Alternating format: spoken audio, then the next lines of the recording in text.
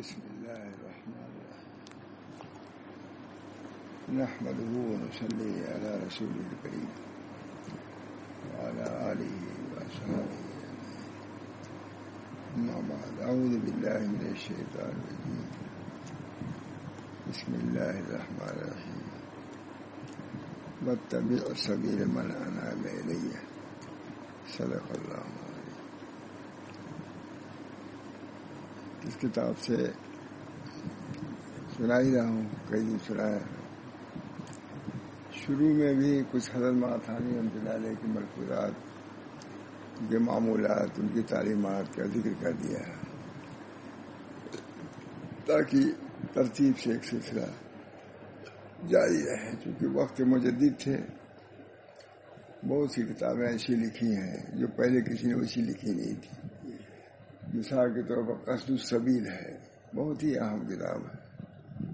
اللہ تعالیٰ اس پر عمل کرنے کی توفیق میں میں نے ایک دفعہ محاورہ صاحب کو لکھا کہ کچھ وظائف وغیرہ بتلائیے یا کچھ لکھا تھا. کہا بھائی قصد السبیل کافی ہے، اس کو دیکھو. قصد السبیل پتلی سی کتاب ہے.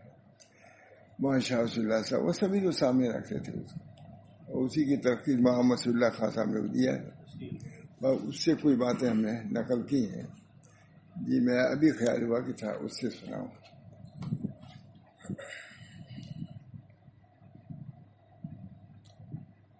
فرماتے ہیں کہ جو وقت بچے اس میں کچھ نہ کچھ ذکر زبان سے دل کی توجہ کے ساتھ کرتا رہے.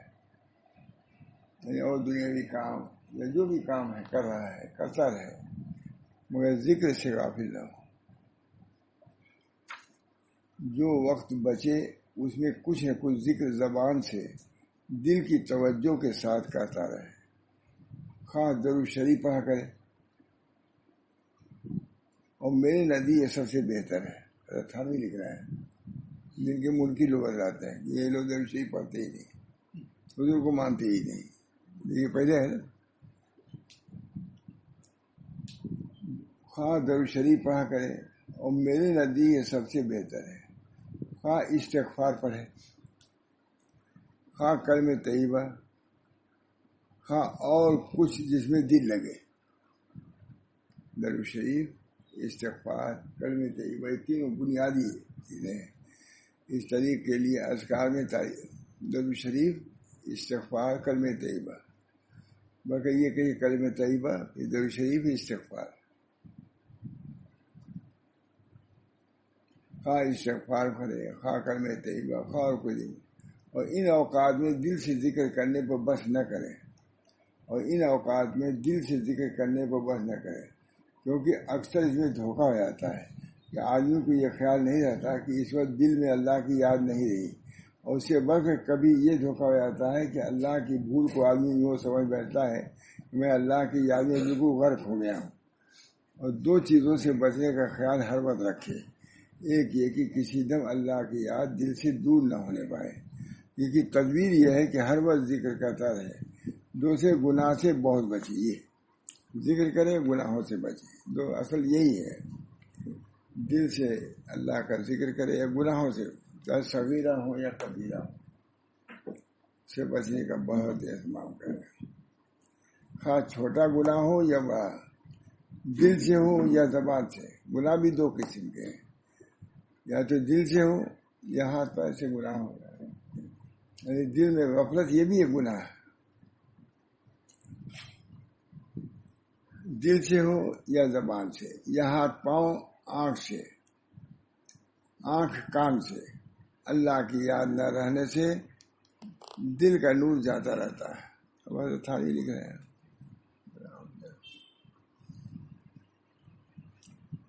اللہ کی یاد نہ رہنے سے دل کا نور جاتا رہتا ہے. اب بتائیے جب نور ہی نہیں رہے گا تو اسے کس چیز کی توقع ہو سکتی ہے؟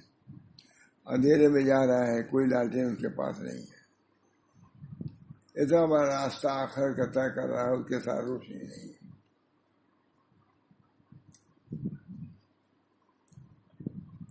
اللہ کی یاد نہ رہنے سے دل کا نور جاتا رہتا ہے، اور گناہ سے بھی دل کا نور جاتا رہتا ہے، اور اللہ سے دوری بھی ہو جاتی ہے. حضرت تھانوی لکھ رہے ہیں. اور یہ بڑا نقصان ہے، اللہ سے دوری ہو جانا یہ معمولی نقصان ہے. آدمی ماں باپ سے دوری کو نقصان سمجھتا ہے، اپنے دوستوں کی دوری کو نقصان سمجھتا ہے، اور اللہ تعالیٰ ہی سے دوری ہو جائے تو اس سے بڑھ کے نقصان کی چیز اور کیا ہوگی. اپنے خالق و مالک ہی سے دوری.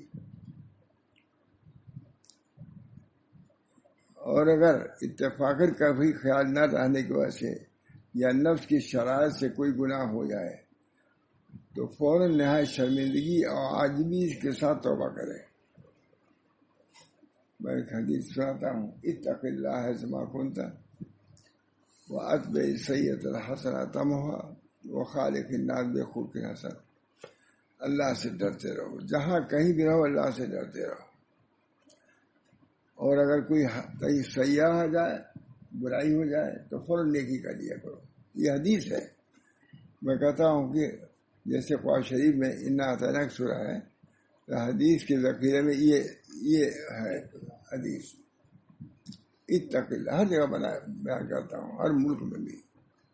اتق اللہ حیثما کنت واتبع السیئۃ الحسنۃ تمحها وخالق الناس بخلق حسن. جہاں کہیں بھی رہو اللہ سے ڈرتے رہو، جنگل بیابان مسجد ہی بھی خاص نہیں، ہوائی جہاز پر رہو، نیچے رہو، اوپر رہو، اللہ ہر جگہ ہے. اس میں ہر جگہ ڈرنا چاہیے.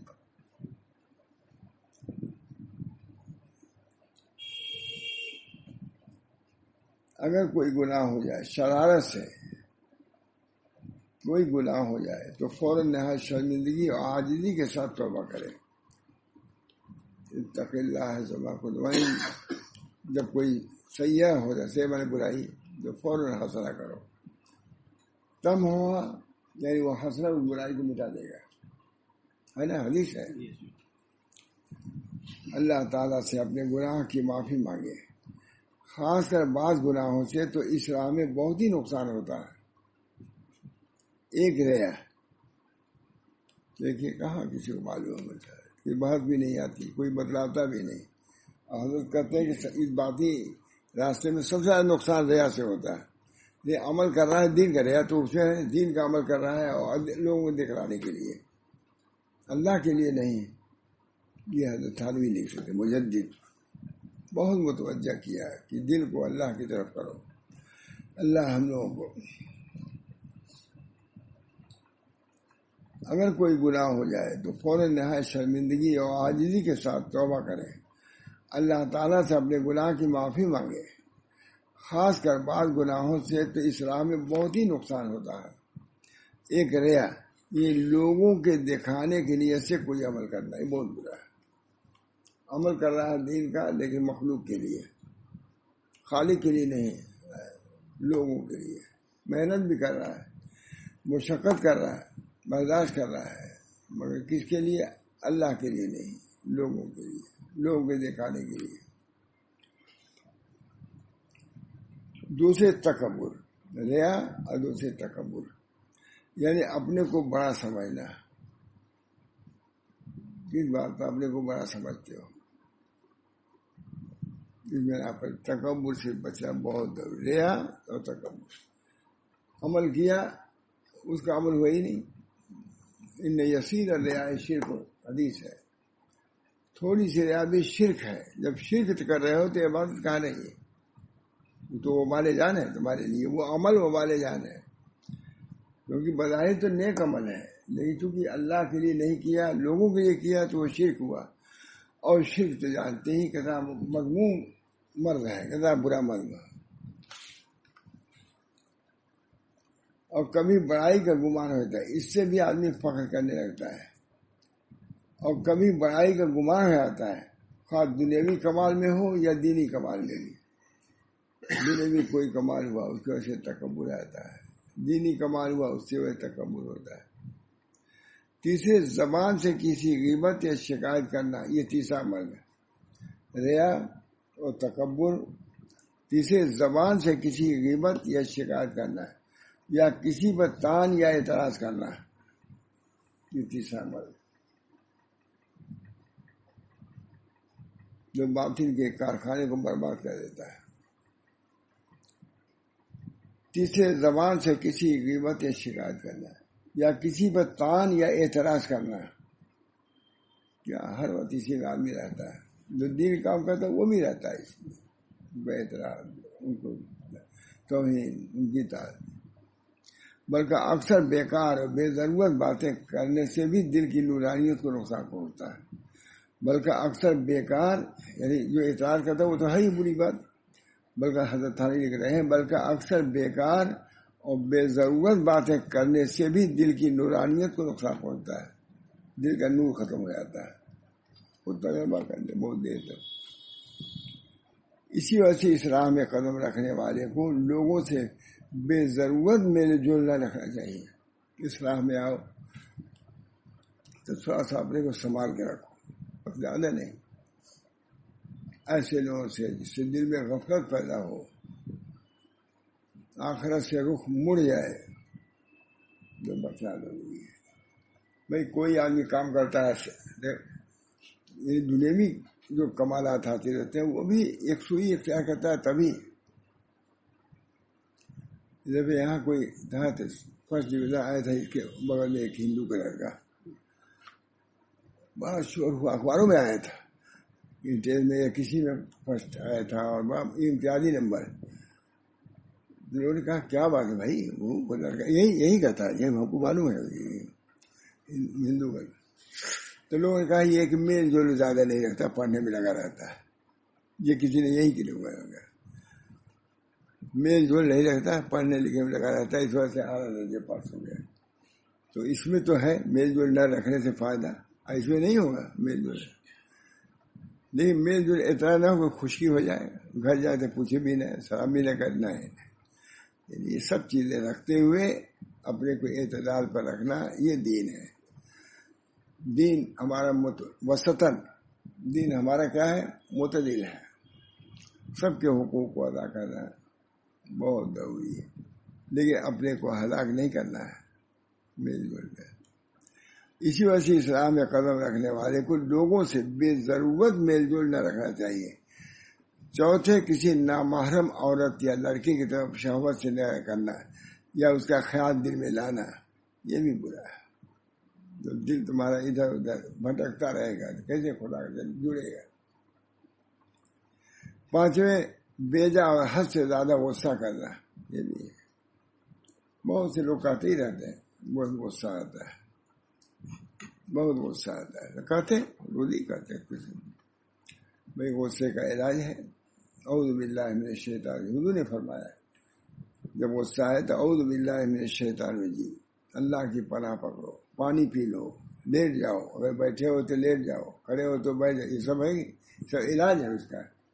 یہ ڈاکٹر لوگ نہیں بتلاوے گے اس کا علاج، یہ نبی بتلاتا ہے. طب نبی دیکھی رکھی ہوئی ہے کہ نہیں، بہت عمدہ رکھی، پوری کتاب اتنی بڑی ہے. پانچویں، بیجا اور حد سے زیادہ غصہ کرنا ہے یا بدخلقی اور سختی کے ساتھ کسی سے بات کرنا ہے. یہ حضرت تھانوی رحمۃ اللہ علیہ ہے. کسی سب کو پڑھنا ضروری تھا، چاہے شاہ رسول اللہ صاحب چاہے طیب صاحب، اس کو پڑھنا سب کے لیے ضروری تھا. پڑھیے اس کو، پڑھنا ہے کہ نہیں. میرے ذہن میں میں نے لکھا ہے تو سنا بھی دوں لکھنے سے. پانچویں، بیجا اور حد سے زیادہ غصہ کرنا یا بدخلقی اور سختی کے ساتھ کسی سے بات کرنا ہے. اسی طرح اللہ تعالیٰ کی یاد دل میں نہ رہنے کی بھی بات خاص کسی پر زیادہ نقصان کی چیز ہے. اسی طرح اللہ تعالیٰ کی یاد دل میں نہ رہنے کی بھی بات خاص کسی پر زیادہ نقصان کی چیز ہے. یہ وہ قسم ہے جو دنیا کے نقصانات کے سبب ہو. یہ قسم ذکر کرنے سے بھی دور نہیں ہوتی. جب ذکر میں مشغول ہوگا بار بار اس کی طرف کھینچے گا. اور اس دستور عمل میں ایک بات ضروری یہ ہے کہ جب تک اس شخص کو جس کا ذکر ہو رہا ہے کسی قدر مضبوطی کے ساتھ نسبت باطنی حاصل نہ ہو جائے، جس کا مطلب ابھی آگے آتا ہے، اس وقت لوگوں کو نفع پہنچانے میں بھی مشغول نہ ہو. یہ بہت زیادہ وعظ نصیحت، یہ اس کی وجہ سے اپنی اصلاح سے تو وہ غفلت ہو جائے گی. مقصود اپنی اصلاح ہے. اور بہت زیادہ غیروں میں ہر وقت بیٹھو گے تو کیا نتیجہ ہوگا؟ ہر وقت انہیں میں رہ کر کے خدا سے غافل ہو جاؤ گے. یہ حضرت تھانوی مجدد کہتے ہیں اس وقت تک لوگوں کو نفع پہنچانے میں مشغول نہ ہو، نہ ظاہری نفع پہنچانے میں مشغول ہو، نہ باطنی نفع پہنچانے میں، نہ طالب علموں کو پڑھاوے، نہ عام لوگوں کو بات سناوے، نہ بیماروں کا علاج کرے، نہ تعویذ کے اندر لکھے. تو مخلوقی کے ہو کے رہ جاؤ گے. پڑھنے پڑھانے کی بھی ایک حد ہے، پڑھنے کو منع نہیں کر رہے ہیں، لیکن خاص وقت تک. ایک صاحب حضرت کہا تھا کہ جو آوے بڑے آدمی تھے، انہوں نے کہا حضرت اسلام میں آنے کے لیے آپ کہتے ہیں کہ سیاست میں نہ رہو، تو فی الحال ہم سیاست میں نہ رہیں، بعد میں رہیں گے. کہا یہ بھی منع ہے. بڑے آدمی وہاں عبد الماجد آبادی ہو رہے. انہوں نے کہا کہ اس وقت ہم سیاست میں نہیں رہتے، آپ کیا جب تک، لیکن ارادہ ہے کہ اس کے بعد رہیں گے. کہا یہ بھی منع اس طریقے میں، جو چیز فی الحال منع اس کا ارادہ بھی منع. کہہ دیا تھا صاحب بڑے آدمی تھے، اس وقت بھی ارادہ کی کہ ہم نہیں رہیں گے، اس کے بعد جو حالات ہو دوسری بات. اس وقت ارادہ سے کہ ہم 6 مہینہ رہیں گے، اس کے بعد سیاست میں رہیں گے، یہ طریقے خراب. یہ طریق اللہ کا طریق. کتنے لوگ ہیں وہاں تھانوی کے بہت بڑے اس طریق پر عمل کر کے بڑے لوگ پیدا ہوئے کہ نہیں. اب تو شاید کوئی نہیں ہے، لیکن ان کی کتابیں تو ہیں. یہ پاکستان وغیرہ میں بہت رائے ہیں، بہت ساری چلتی ہیں ابھی ہر جگہ پاکستان وغیرہ میں.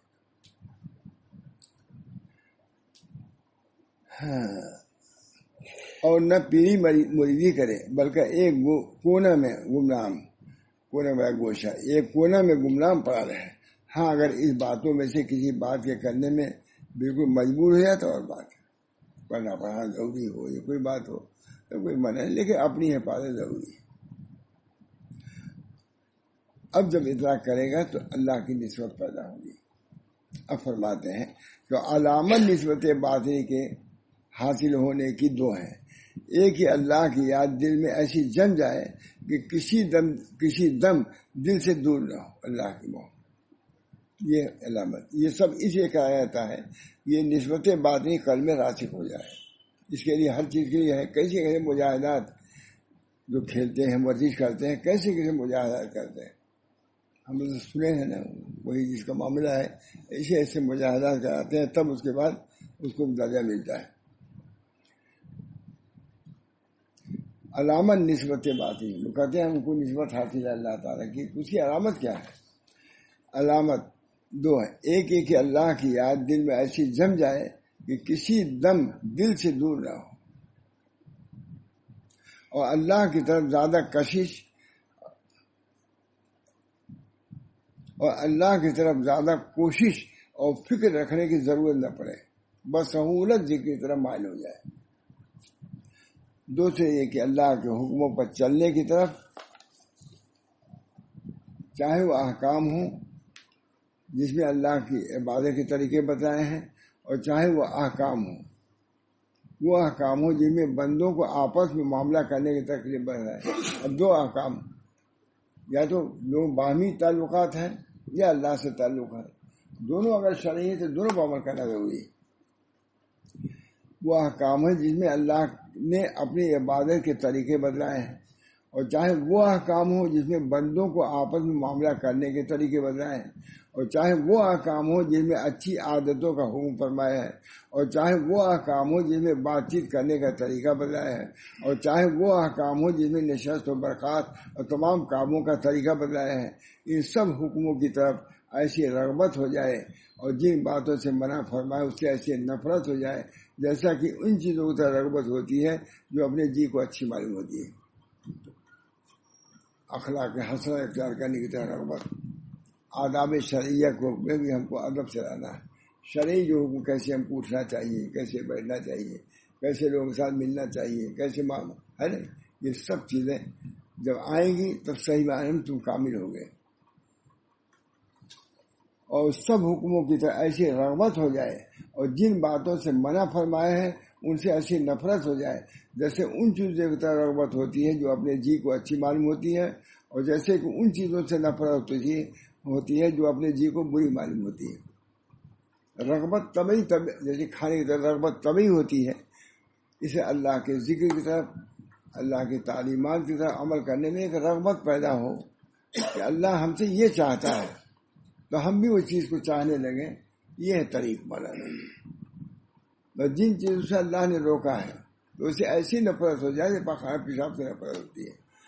یہ جب آدمی مشق کرتا ہے تو یہ چیزیں حاصل ہوتی ہیں. اللہ ہم سب لوگوں کی توفیق دی. حضرت تھانوی توفیق یہ بنیادی کتاب ہے جو سنائے ہر آدمی کو پڑھنا ضروری تھا. کوئی ماشاء اللہ صاحب میں جواب دے گا سب کو یہ پڑھنا ضروری. اور جیسی اور جو اپنے جی کو بری معلوم ہوتی ہے ہرس سے دنیا کی دل نکل جائے، ہرس دنیا کی دل سے نکل جائے اور اس کی سب عادتیں مطابق قرآن شریف کے ہو جائے. البتہ اگر طبعی سستی کسی حکم کے بجا لانے میں واقع ہو یا کوئی برا وسوسہ دل میں آئے اور اس پر عمل نہ کرے تو اس کو یہ نہ سمجھا جائے کہ شریعت کے حکم کی رغبت اور شریعت میں جو باتیں منع اس سے نفرت پیدا نہیں. اگر کسی وقت کسی بنا پر کوئی چیز پیدا ہو گئی شریعت کی طرح رغبت ہونی چاہیے، نہیں ہوئی، کسی بنا پر بیمار ہے یہ کوئی بات ہے تو اسے فوراً حکم نہ لگاؤ کہ یہ راستے سے ہٹ گیا نہ. یہ بھی اور یہی مرتبہ اللہ تعالیٰ کی یاد اور فرمانبرداری کا حاصل ہو جائے جس کو ہم نے علامت نسبت بتائی. اچھی چیزوں کی طرف رغبت ہو جائے، بری چیزیں جس کو اللہ رسول نے منع کیا اس سے نفرت ہو جائے. یہ نسبت باطنی حاصل ہونے کا کی علامت. دل میں اگر اللہ سے نسبت تعلق ہو گیا تو کبھی بھی انہیں چاہے گا کہ اللہ تعالیٰ کی نافرمانی کرے اور جو چیزیں اللہ کے کرنے کی ہیں اس سے کترائے. یہ نہیں ہوگا. یہ فرما رہے ہیں اس کو یہ نہ سمجھنا چاہیے کہ شریعت کے حکموں کی رغبت اور شریعت میں جو باتیں منع ان سے نفرت پیدا نہ ہوئی. اور یہی مرتبہ اللہ کی یاد اور فرمانبرداری حاصل ہو جانے کا ہے جس کو ہم نے علامتیں نسبت باطنی سے کی ہے. محبت اور اسی کو محبت الہی کہا جاتا ہے. نسبت باطنی کیا؟ اللہ کی محبت. اور اگر نسبت باطنی حاصل ہو جانے کے ساتھ غیب سے بعد علم کی باتیں اور بھید کی باتیں بھی اس کے دل میں آنے لگے تو یہ شخص عارف کہلائے گا. اگر باقاعدہ پابندی کرتا ہے، آداب شریعہ کی رعایت کرتا ہے، جو معاشی ہے چاہے صغیرہ ہو اس سے بچتا ہے تو اللہ تعالیٰ اس کے دل میں کچھ القاء بھی فرماتے ہیں. مضامین، معارف، علوم جب یہ چیز آنے لگے تو عارف ہو جاتا ہے. اب بعد حاصل ہونے نسبت باطنی کے بڑھانے، بات کہنے، کتابیں تصحیح کرنے میں کچھ حرج نہیں. جب یہ حاصل ہو جتنی چاہے تصحیح کرو، جتنا کہو بات کہو، لیکن کچھ اپنے کو درست کر کے کہو. وہ درست کرنے میں چاہے دیر لگ جائے لیکن کام کے اسی وقت بنو گے جبکہ تم درست کر لو گے. بلکہ علم دین کی خدمت کرنا سب عبادتوں سے بڑھ کر ہے. جب اس چیز سے نکل جاؤ گے تو تم کہا جائے گا کہ علم دین ہی اب کرو کیونکہ اب تمہارا نفس کچھ ٹھیک ہو گیا ہے. یہ نہیں کہ بیان کرنے کے بعد تکبر کرو، کسی کو ڈانٹو، کسی منازع، یہ نہیں. فرماتے ہیں اب اس کے بعد جب یہ صورت پیدا ہو جائے اب بعد حاصل ہونے نسبت باطنی کے پڑھانے، واز کہنے، کتابیں تصنیف کرنے میں کچھ حرج نہیں، بلکہ علم دین کی خدمت کرنا سب عبادتوں سے بڑھ کر ہے. اور اگر پیر اس کو مرید کرنے اور ذکر و شکر بتلانے کی اجازت بھی دے دے تو اللہ کے بندوں کو اس قاعدے سے پہنچانے میں بخیلی بھی نہ کرے. اب دیکھیے یہ بھی ہو گیا. ابھی خالی مجاہدات آپ لوگ سن رہے تھے، اب دیکھیے میرا اگر اجازت دے دے اب کہیں کہ تم مرید کرو پھر مرید کرو بلا تکلف. مگر تھانوی جب لکھتے تھے جانا کہ اس اجازت کی اطلاع بھی لوگوں کو کر دیجیے. یہ بھی لکھا ہے جب اجازت دیتے تھے کہ میں آپ کو اجازت دیتا ہوں بیعت کرنے کی اور اس کی اطلاع اپنے احباب کو کر دیجیے. چھپانے کی بات نہیں ہے کیونکہ اب تو ظاہر کرنا ہے. تم ادھر پہلے چھپانا ہے، اب اس کو ظاہر کرنے کا حکم ہے دوسری صفحے میں. لیکن اپنے کو بڑا نہ سمجھے، پیر مریدی سے بھی بڑا نہ سمجھے، اپنے کو سب سے کمتر سمجھتے ہوئے مرید بھی کرو. حضرت ابوبکر صدیق رضی اللہ تعالیٰ عنہ کو جو خلافت دی گئی سب لوگوں نے بھی اتفاق خلافت دیا. کہا دیکھو میں تم سے اچھا نہیں ہوں لیکن تم لوگوں نے چن لیا، منتخب کر لیا، تب اب تسلیم میں کر رہا ہوں. جب یہ کیا تو اب سنو، جب میں کوئی غلطی کروں تو مجھ کو متنبع کر دینا. یہ بھی نہیں بڑی، اگر میں کوئی بات غلط کروں تو تم متنبع کر دینا. حضرت ابوبکر صدیق، خلافت ان سے بڑھ کے کسی خلافت ہی نہیں ہوئی، حضرت ابوبکر صدیق. لیکن اس کے باوجود کتنی تواضع، کاش کہ میں پتا ہوتا، اونٹ کھا کر کے مہنگی بنا کے مجھ کو باہر کر دیتا. اتنی تواضع ان کے ساتھ. کہا مجھ کو تم نے خلافت دیا، میں نہیں چاہتا تھا، لیکن جب تم نے بنا لیا تو میری نگرانی کرو. اگر میں غلطی کروں تو مجھ پر نکیر کرو، متنبع کرو. لیکن اپنے کو بڑا نہ سمجھے، بلکہ خلق کا خدمت گزار اپنے کو سمجھے، مخلوق کا خدمت گزار. اور اگر پیر اجازت نہ دے تو ہرگز ایسی ضرورت نہ کرے، وہ کہہ دے تب کرو. اور نہ اپنی طرف سے اجازت مانگے. اجازت مانگنا بھی نہیں چاہیے کہ ہم اس لائق ہو گئے، ہم کو اجازت دے دیے. یہ دنیا داری ہو جائے گی، کیونکہ یہ ہوس ہے بڑائی کی. اور اگر پیر اجازت مانگنے سے اجازت بھی دے دے تو رعایتی اجازت کام نہیں آتی، بلکہ بڑا بننے سے چھوٹا رہنا بہت اچھا ہے. بڑا بننے سے چھوٹا رہنا بہت بڑا. البتہ پیر کا حکم ہو جانے کے بعد حکم نہ ماننا بھی مناسب نہیں. اگر وہ اجازت دیتا ہے، کہتا ہے تو کرو. اگر سب ایسے ہی کرتے تو سلسلہ درویشی بند ہو جائے گا. سب لوگ بیعت نہ کریں، نتیجہ کہ اسی طریقے ختم ہو جائے گا. لیکن مریدوں سے امیدوار مال کا نہ رہے. یہ دیکھیے، پھر مریدوں سے مال کا امیدوار نہ رہے اللہ. بلکہ اگر وہ کچھ نذرانہ بھی دیں تو مرید ہونے کے بعد تو بالکل قبول نہ کریں ہے کہ یہ صورت بدلہ کی ہو جائے گی. اور دوسرے وقت اگر خوشی سے اور حلال آمدنی سے موافق اپنے آمدنی کے اترا دے جس کے دینے سے اس کو پریشانی نہ ہو، تو ایسی صورت میں ہدیہ قبول کرنا سنت ہے. قیود ہے ہدیہ لینے میں. اور انکار کرنے میں مسلمان کی دل شکنی ہے. اب تم اس کا ہدیہ نہیں دے گے تو اس کو دل شکنی ہے. اور اللہ کی ناشکری ہے، اگرچہ وہ ہدیہ تھوڑے ہی ہو لیکن لے لو. اور اگرچہ لوگوں کے سامنے دے، جب بھی لینے میں آر نہ کرے کہ اس کا سبب تکبر ہے، اب نہیں لیتے، ہم نہیں لیتے تاکہ معلوم کہ ہم بڑے ہیں. نہیں، کتنی تواضع کی تعلیم ہے کہ مجھ سے یہ حضرت تھانی کہ میں نے سنا دیا جو ہم لوگوں کے سب کے لیے مفید ہے. سب جتنے بزرگان دین ہیں سب اس کو پیش نظر رکھتے ہیں. محاورہ بھرسا ہوا سب اسی پر عمل بھی تھا، محاورہ بھرسا ہوا کا عمل بھی تھا. انہیں کو دیکھا ہم نے اس انداز سے. حضرت کا تو دوسرا مزاج تھا، لیکن وہ سب چیزوں کو بڑی ماشاء اللہ کی بات صحیح نہیں آتی تھی. لیکن ہم لوگ پڑھایا، میرا خیال سبھی بھی حضرت نے پڑھایا ہم لوگوں کو. منہاج الدین کئی کتابیں پڑھائی ہیں حضرت نے، یہ بھی پڑھا ہم لوگ. میرا اسی کے تکرار ہم لوگ کرتے تھے. تعلیم الدین وغیرہ کا محاورہ صاحب ایک دوسرے تھے، اسی سے تعلق. اس کی وجہ سے انہوں نے گلزار میں بلایا مجھ کو، اور پھر کوئی اللہ طریق حق پر چلنے کی توفیق دے.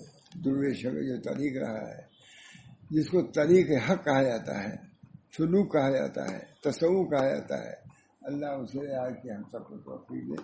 اور اس کے مطابق چلنے کی بہت مشکل تھوڑی نہ ہے، تھوڑا سا اپنے کو خیال رکھنے کی ضرورت ہے. لیکن اللہ دیکھتا ہے، نیت کو دیکھتا ہے. بڑے بڑے مراتب سے بھائی خواجہ صاحب والے کیا تھے، ڈپٹی کمشنر تھے، لیکن اسی میں ایسا اپنے کوئی دور آ گیا. سب نے یہ سمجھتے تھے کہ حضرت تھانوی کے بعد وہی کام کریں گے. ڈپٹی انسپکٹر تھے، بہت بڑے خواجہ صاحب. انگریز کہتے تھے کہ یہ خواجہ صاحب تھے، اس لیے بعد میں مانی کیا بادشاہ معلوم ہوتا ہے. انگریز کہتے تھے. دو آدمی زیادہ مشہور تھے حضرت تھانوی کے. ایک تو مولانا محمد عیسیٰ صاحب آبادی جو گورنمنٹ اسکول میں تھے، ایک خواجہ صاحب. دونوں انگریزی تھے، لیکن سب کی توجہ ان کی طرف تھی کہ یہ دونوں آدمی کام کریں گے حضرت تھانوی کے بعد. لیکن دونوں ہی ختم ہو گئے. حضرت کے وفات دونوں جلدی انتقال ہے. پھر بعد مہا تھانوی عبدالغنی صاحب اور مہا شاہ وصی اللہ صاحب سامنے آئے. دونوں نے کام کیا. پھر وہاں مجھے اچھا کی بات نہیں کرا، پورا کی بات کر رہا.